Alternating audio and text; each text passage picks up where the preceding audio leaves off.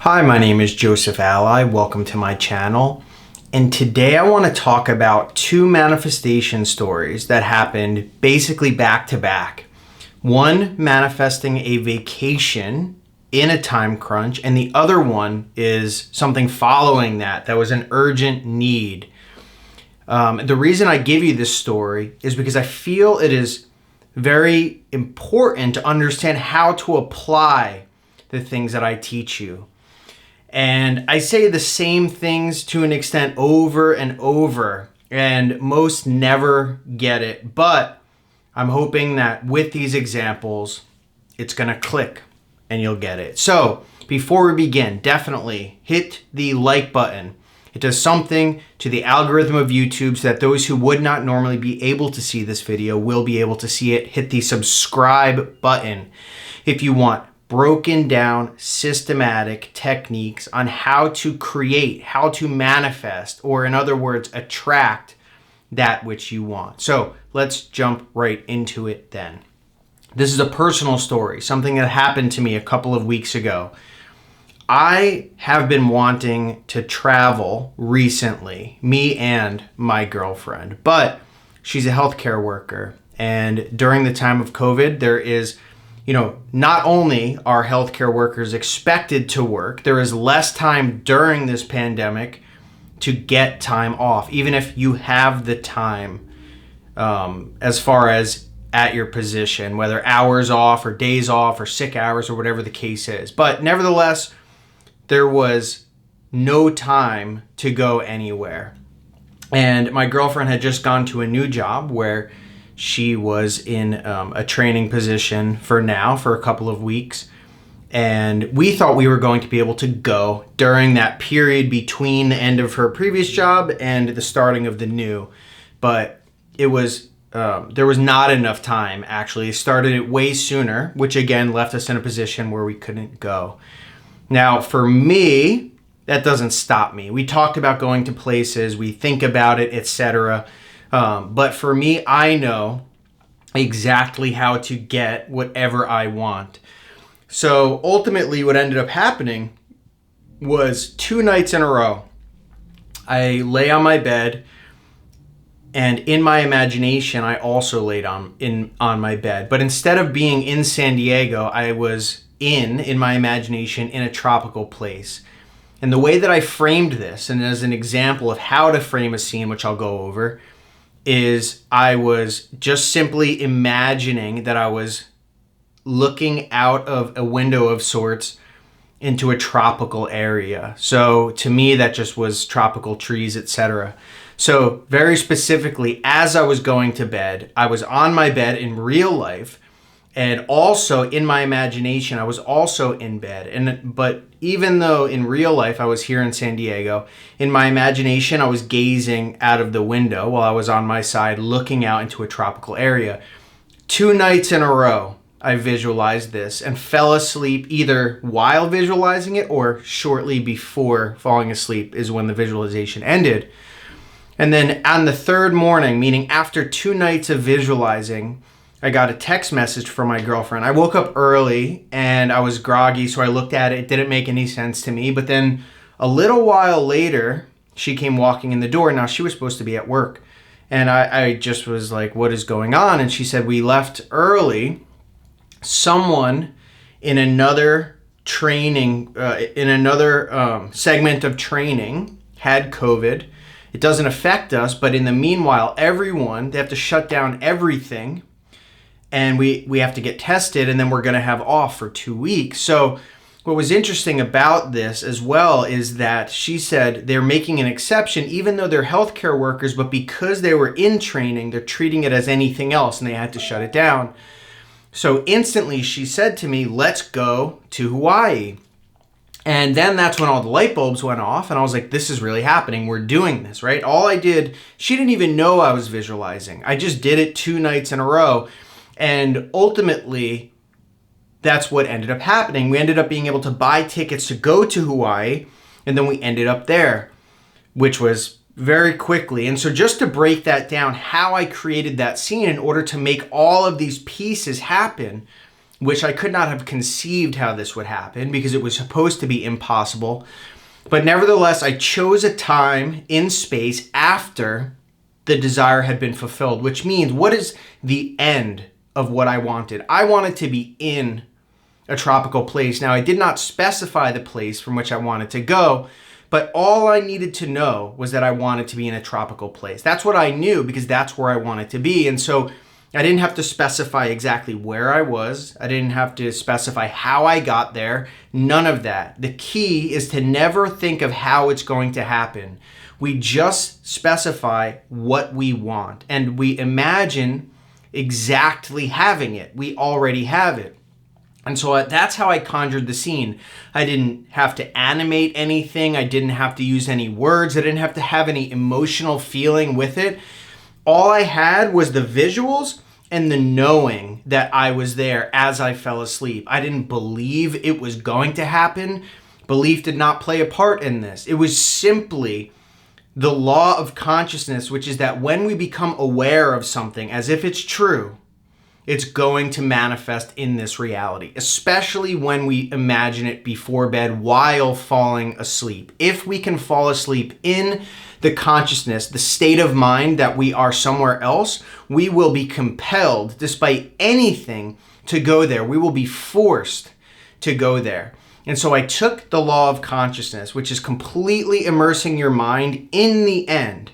That doesn't mean I'm believing anything. It just means that I make it as vividly real as if I am there.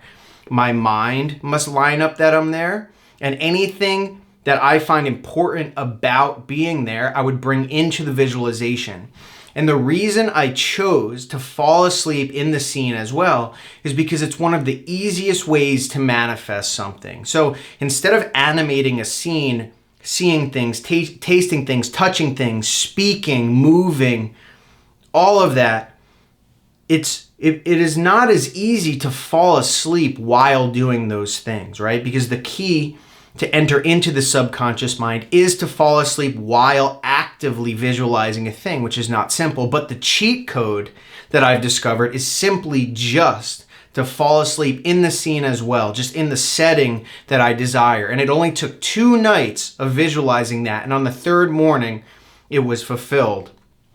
And what's interesting about the whole thing as well is that means there were moving pieces within those 2 days. Now, I don't know exactly when I impressed my subconscious mind. It could have been the first night or the second night. But all I knew is that something moved someone in another unit to interact with someone and get COVID, which, by the way, they are perfectly fine, just to let you know. And then they shut down everything, and then we were able to go. So that was part 1. That was an amazing aspect of manifestation and how easy it is to get what you want.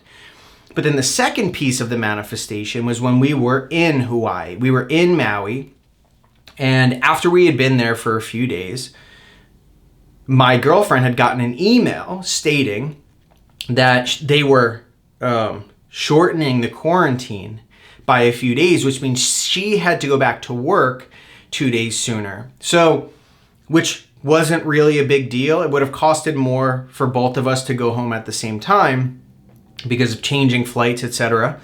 So it really was no big deal to either of us. So she ended up getting a ticket to go home. And on our way to Maui, once we got there, the airport was basically empty. There was practically nobody there, and for good reason. Because of the pandemic, there's a lot of hoops that you have to go through. You have to get tested before you go. It costs extra money. If you don't go through this process, you have to be quarantined. So anyway, we get the ticket to get her home, and I drop her off at the airport an hour before she had to be at the gate, which is what we always do when we travel places.